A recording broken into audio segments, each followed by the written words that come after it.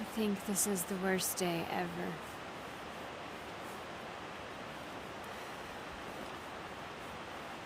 I think this is the worst day ever.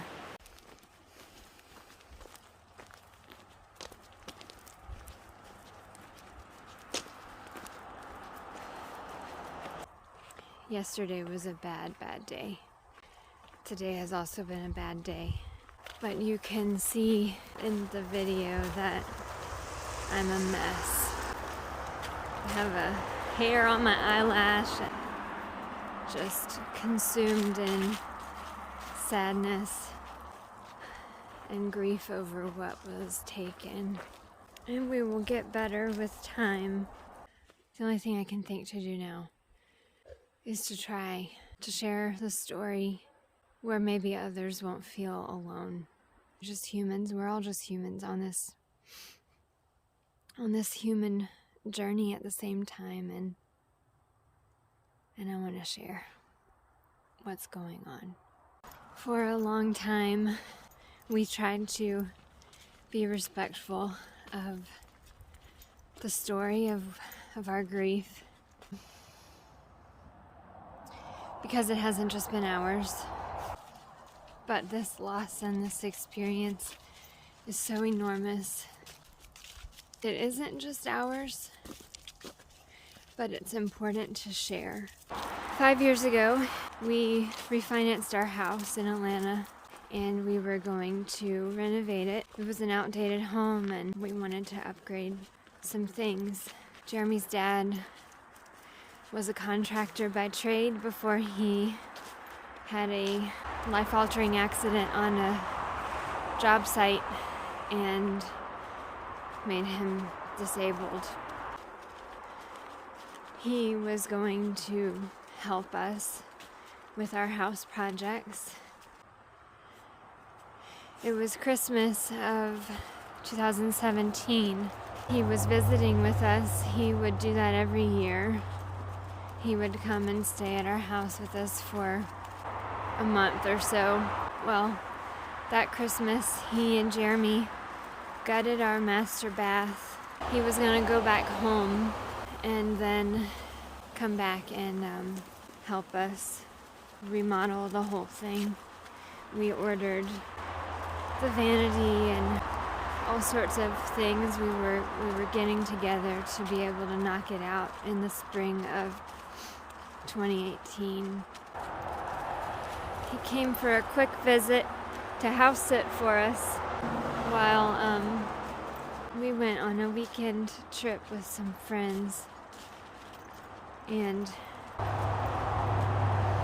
he had to go back home in North Carolina for a legal thing. He was going to come back a couple weeks later. We didn't know until halfway through, but he had to go to trial for some accusations that were made 7 years beforehand. And we never got to see him outside of prison ever again.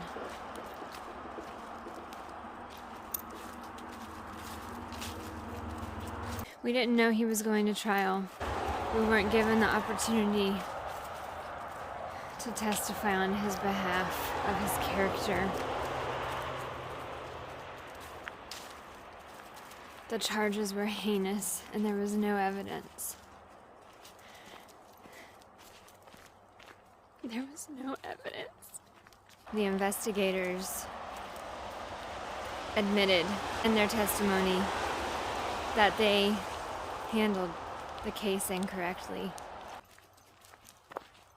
And he was sentenced to like 40 years in prison. People can judge that. People can think he got what he deserved. People can think that it wasn't true. People can be confused about whether it's true or not true.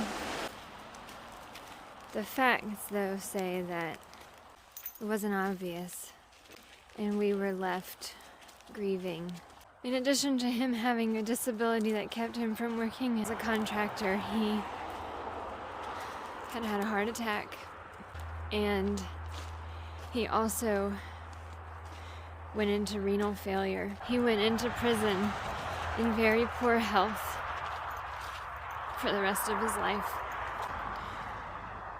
We went and saw him in July of 2018, so a few months after he was incarcerated.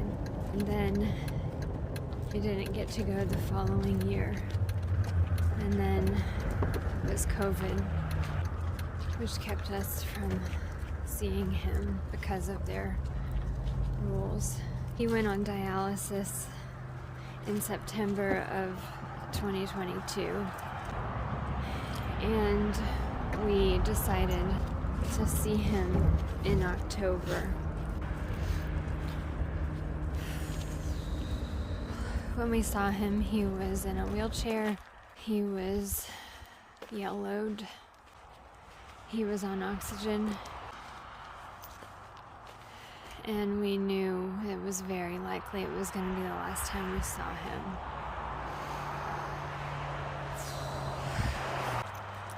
Yesterday, in the middle of the night, for us, because we're in the Pacific Northwest right now, we got a call that he had died.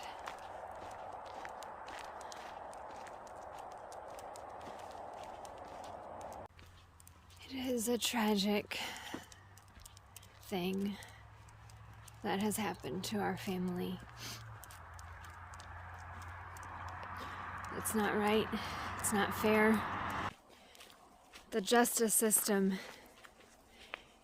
is completely broken. The prison system is completely broken. All systems are broken. This is the grief that we carry, one of the many. And it's why we didn't want to live in our house anymore, and why at the first chance we got to sell our house to an investor, to someone else that could fix it up, since we were unable. We took the chance, and we needed freedom. Jeremy's dad couldn't have freedom. And in a lot of ways, it felt like we were imprisoned also. The calls, his phone calls, while they would be wonderful to get to hear his voice, were just a reminder that we couldn't be with him. So we did a drastic life change, and now we live in a bus. And we want to travel as much as possible and experience as much as we can. And that's our story.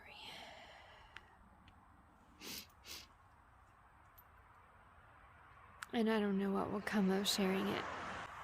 But if you have a loved one in prison, we know how you feel.